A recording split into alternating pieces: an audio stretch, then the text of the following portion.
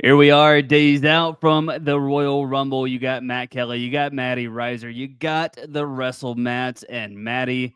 Here we are talking WWE TNA Partnership, and that's just going to bleed on over into Royal Rumble season. We saw it today, big announcement. Let's just start it here, actually, at the top of the show. Jordan Grace signing a multi-year deal with WWE. That's just going to give us the ammo that we're looking for here to talk about this WWE TNA partnership. A huge signing. In fact, in a previous episode, Matty, we were just like, it looks like Jordan Grace could be kind of at the forefront. And before we could even get to recording this episode, she goes out and signs her deal. So, what do you think about this partnership, and what do you think about the signing of Jordan Grace?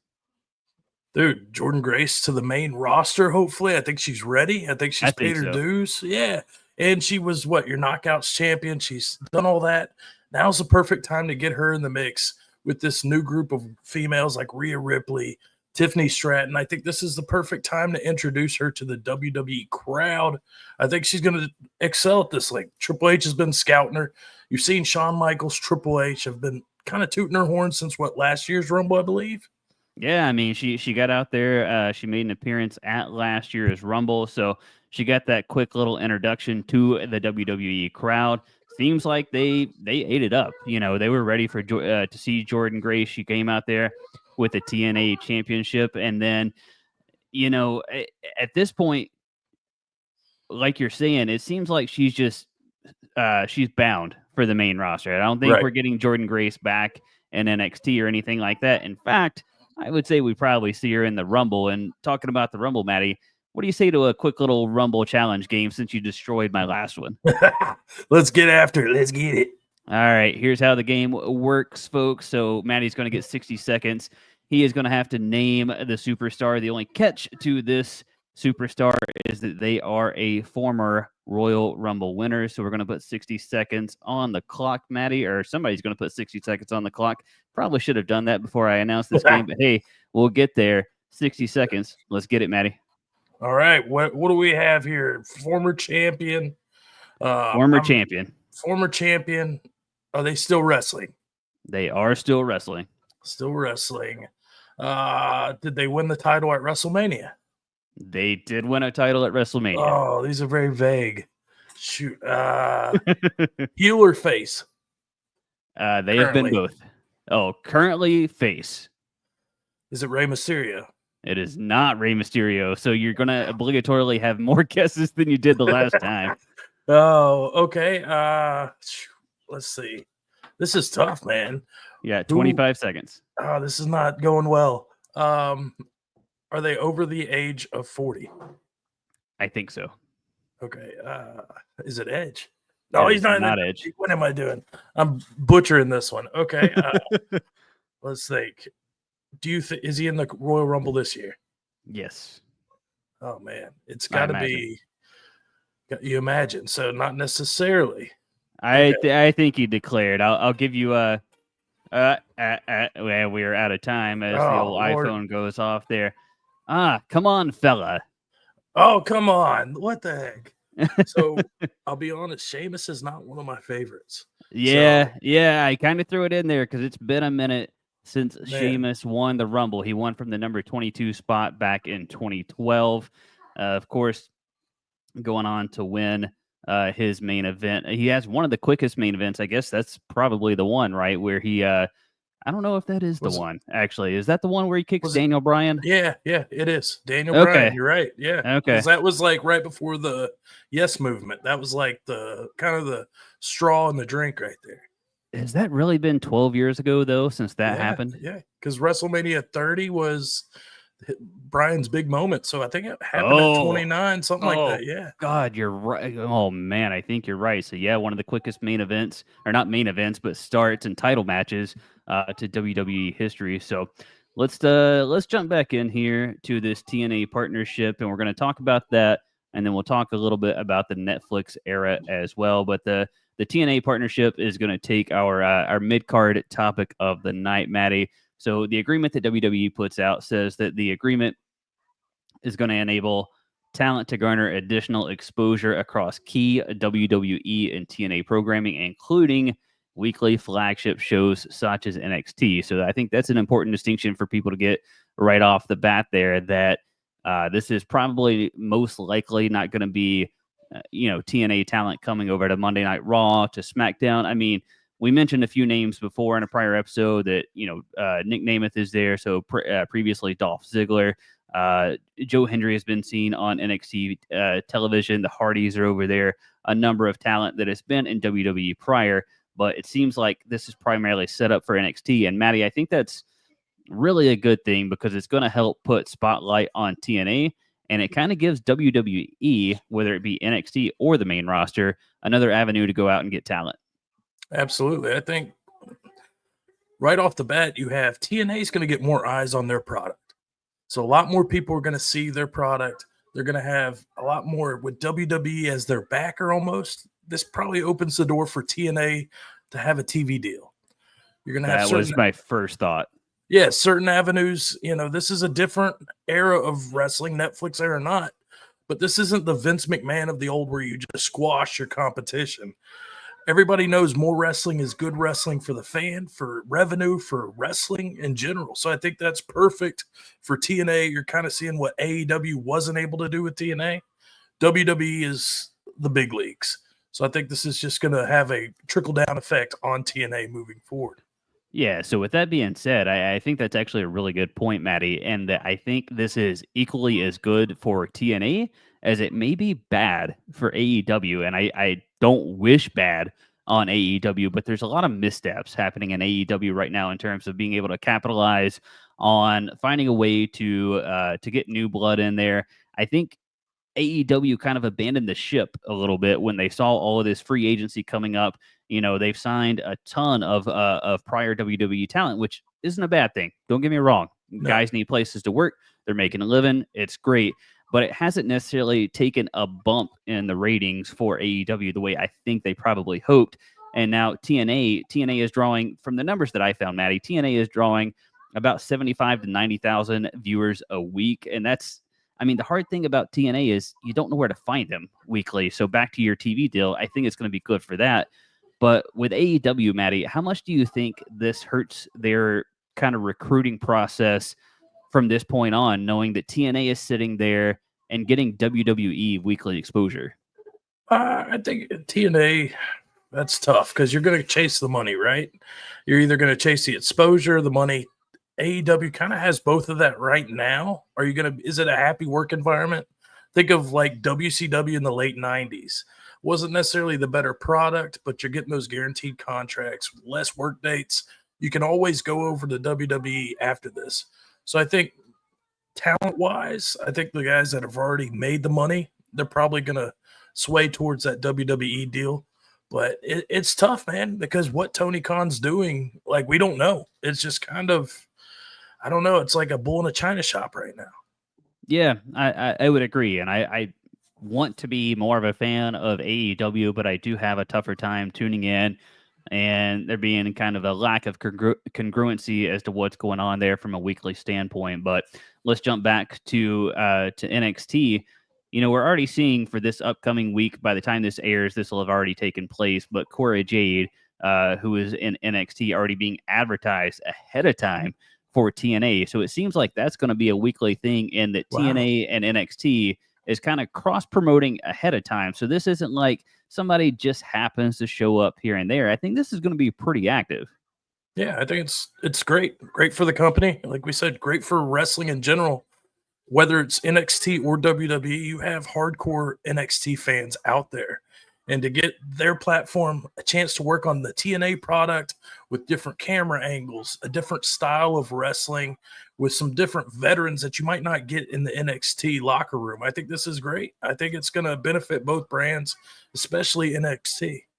Yeah, and to that point, some of the folks in TNA are set up to make that crossover kind of easy because, as we were talking about earlier, the Hardy Boys are there, Eric Young's there, Matt Cardona is occasionally there, aka Zack Ryder. Joe Hendry's been on NXT TV, Dolph Ziggler. So with them kind of being already there working with them, they can go ahead and relay to all of this TNA talent that might be able to jump ship or at least cross over to WWE and say, hey, here's how this works. Here's how to expect.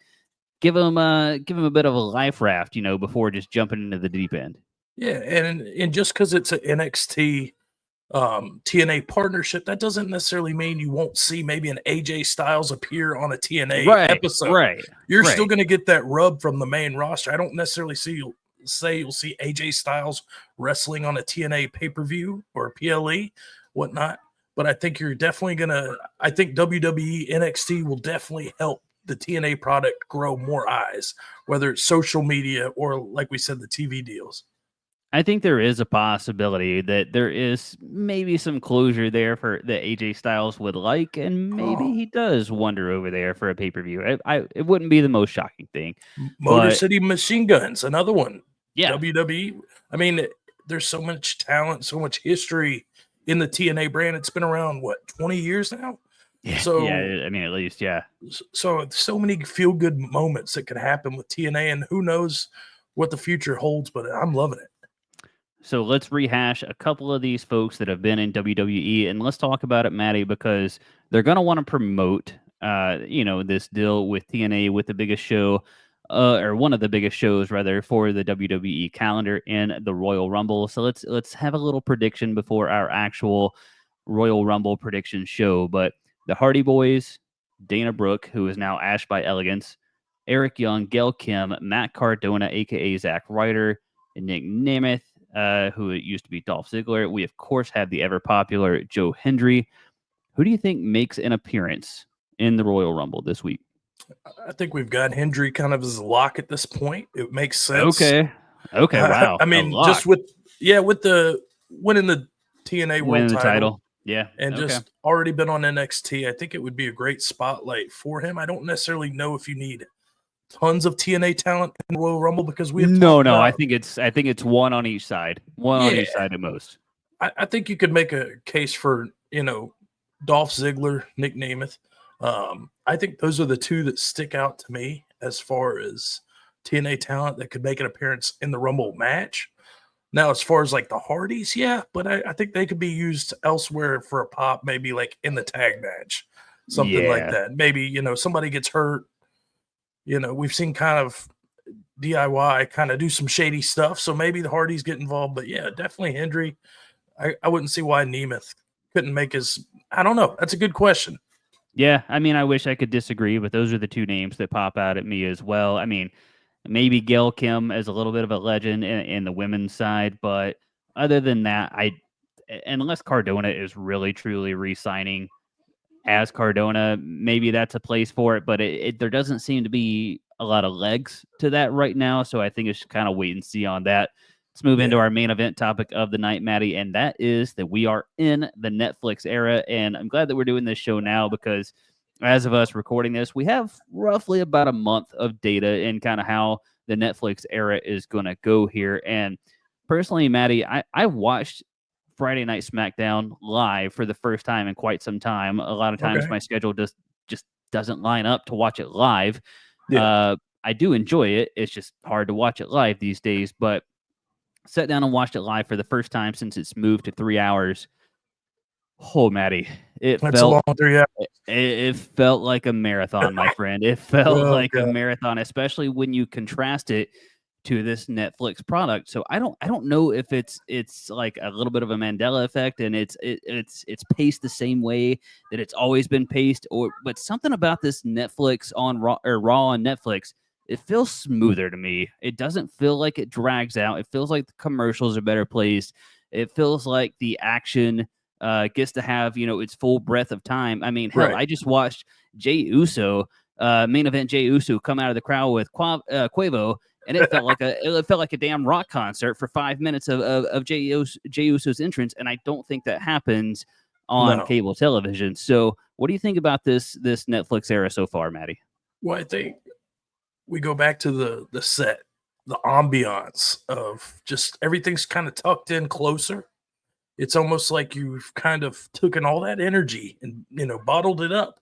So we're getting to see the vibe kind of shift to this Netflix vibe where you're seeing less of the holograms and the crazy fireworks. You're getting the Thank flows God. better. Yeah, it's smoother. Everything's just. I was watching tonight and it just went fast. Like I was like, man, we're already, I'm watching the War Raiders and I'm watching Dom, and Oh, I'm good like, man, Lord, dude. Did you yeah, on a little bit of a sidebar, did you see the bump that JD McDonough took when his head went off the announce table? Good yeah, man, Lord, man. yeah. But that's the thing. Like, there's not a lot of War Raiders matches. I'm like, beating down the door to watch. But with this new setup, it just goes smooth. I thought it Everything was about one it. of their better TV matches. I really did. Absolutely. I thought as we were watching, we're recording this basically right after Monday Night Raw here. I really did think that was one of the War Raiders' best television matches in quite some time, and that is also attributed to Dominic Mysterio and JD McDonough helping out there. That was Right. just an overall good match. But to your point, the whole Yeah. flow being in this Netflix era just was really nice. That announce table though, man, have a little bit of a sidebar. It looks beautiful. It looks Yeah. great. But that thing doesn't look like it's given. It looks like No, it's there. that's It looks like it's there to take punishment. what is going on there? Because they're just banging their bodies up with something like that doesn't give any weight. But yeah, man, the flow, I love seeing the names underneath the ring kind of vibrate when they come Yeah. out. So much of it is just. I think the Netflix era is going to be so magical, and we have so much more. I think Netflix is going to put even more of their touch on it, and we've seen what Netflix is able to do with documentaries. Could you imagine a WWE Netflix? Oh, that's coming. That's Oh coming for man, sure. Oh, man. they're going to start making original content, no doubt. And I think that's part of the Netflix deal, if I'm not mistaken. But back to your point, Matty, and being able to kind of do more things surrounding Netflix. I noticed tonight, and I want to go back and look next week, and I actually want to go back and look at last week if Seth Rollins had an entrance. But tonight, Seth Rollins made his entrance, and he had kind of like this almost beachwear sort of attire suit. It had like the Right. florals and the trees and that sort of thing, and it was primarily green and pink. Did you notice, Matty, that his Titantron and the ribbon boards and everything that was going around the ring also matched his suit? It was green and pink, and I don't think that's always been the case. So clever, so clever, Yeah, and I think it looks great, man. yeah, man. Just from a aesthetically pleasing. It's just that's what you want. If you're a first time viewer tuning in, the Atlanta crowd, it feels like they're literally in the living room with you yelling. So to me, A plus plus plus plus plus, and then you go over to SmackDown, and you're like, man, this is the B show now. It is a noticeable difference, and I noticed in that they the WWE has a quote unquote transfer window, so there's some talent that is going back and forth between Raw and to SmackDown, and Damian Priest showed up to SmackDown this past weekend. And I Not thought happy. he lost a little bit of a step in his answer when he had his interview segment backstage, and I wonder if he Man, was a little bit bummed to be going from Netflix. So, like, I don't know, man. I really don't golly, know. that's crazy. Like, yeah, it's like playing primetime, you know, NFL Monday Night Football to playing Yeah, a Thursday game. Like, yeah, just not what you want to see, but yeah, yeah. No. Netflix, good Lord. We're in for some great wrestling moving forward. So, one of the biggest questions, Matty, when WWE moved over to Netflix, and I think everybody's first thought was, well, they might be able to nudge that PG line just a little bit harder. Are we in store for more of the Attitude Era sort of vibes? And Nick Khan, Triple H shut that down pretty quickly, and they said, no, we're going to stay pretty true to the PG product. And there's been some stuff here and there. I think the biggest thing that I've noticed so far is whenever the crowd chants "Holy shit," they're not bleeping it, which is great because when it's bleeping over and over and over and over again, it's actually Right. really hard to stay focused on what's going on in front of you. So that's honestly my biggest takeaway. I don't need to hear "Holy shit" necessarily, but I just don't want the audio cutting in and out. But overall, man, I don't think we're going back to the era of anything that's roughly approaching the Attitude Era. And I think based on our talk tonight, it doesn't really need to. I mean, there's time and place, right? Yeah. For somebody to drop an F-bomb or to get a little bit more belligerent or maybe pull out a certain move that hasn't been used in a long time, i.e. package pile driver that's now just being Right. thrown around. But, I don't think we're going back that way, and I don't necessarily think we need to. I think it's better in doses. No, perfect. I think you nailed it right there. You see how old bookers would do in the day. They would make sure people weren't using the same finish, same run-ins, and we kind of lost that effect towards the Attitude Era with like a Vince Russo booking, things like that. Every match had a run-in.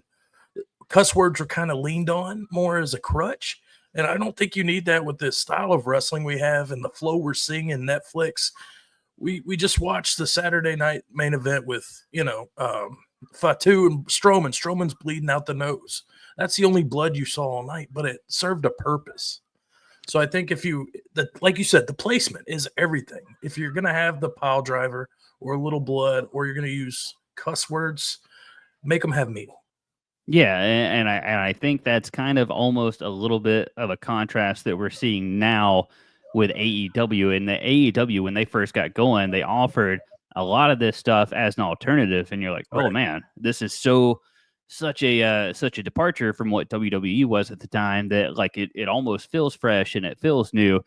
And then as you continue to watch AEW, it does feel like there's kind of a lot of blood every week. And I know for Moxley, those are his matches and that's his thing, and that's fine. I'm not really necessarily directing this exclusively at John Moxley, but it just feels like every week there's kind of this just excessive bloodshed or excessive stuff in MJF's promos or whoever the case it may be. And so it's kind of lost any sort of aura or credibility that may have had otherwise. Yeah, and I think AEW kind of prides himself on their bell-to-bell wrestling, which is great. But now you have WWE, who's doing just as good of a job, in my opinion, of having wrestling matches with meaning. So I think AEW has, especially with this TNA multi-year partnership and Netflix, they're going to have a run for their money. Yeah, absolutely. And so the last thing that I wanted to talk about and bring up with Netflix and this Netflix era, and I thought it was going to be a little bit more of a problem, and I think some people may have the first week that it happened had a little bit of a hard time adjusting to it, and that's the runtime. And we've heard Triple H talk about this in some interviews now, and he's like, "Look, the runtime no longer is driven by cable. Some weeks it can be 2 hours, some weeks it can be 3.5 hours, but there seems to be kind of a healthy medium of about 2.5, 2 hours 45. Maybe it'll hit 3 on some certain weeks, but I personally, last week, Raw ran right at 2.5 hours." And I thought it was great. And it was for two reasons. One, it just felt like the show was done, came to its natural end.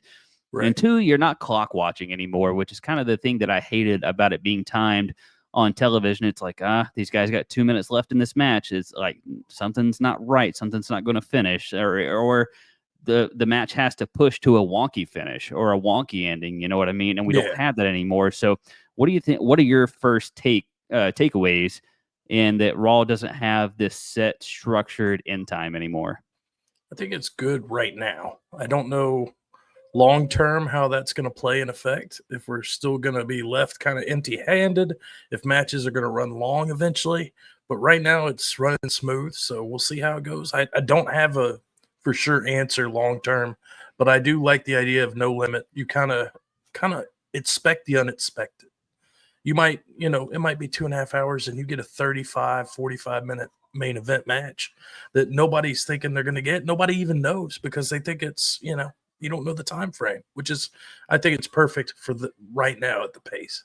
Well, and I think that actually does a really good job of mirroring WWE's premium live events right now, because it felt like for a long time, especially with Vince, they tried to shove in 6, 7, 8, 9 matches, Right. and then you end up having these 8, 10, sometimes even 4 to 5 minute matches just for the sake of having matches, and you don't Yeah. really, it doesn't do anything for anybody. And so now with PLEs, it's 4 to 5 matches, maybe 6 tops. I mean, WrestleMania will be its own. Look, WrestleMania is always its own thing, so shove WrestleMania out of the way, right? But everything else feels like talent now has to compete to be on these cards. These stories, these matches have to mean something, otherwise you're left off the card. Absolutely. I think, and that's another thing you have to look into.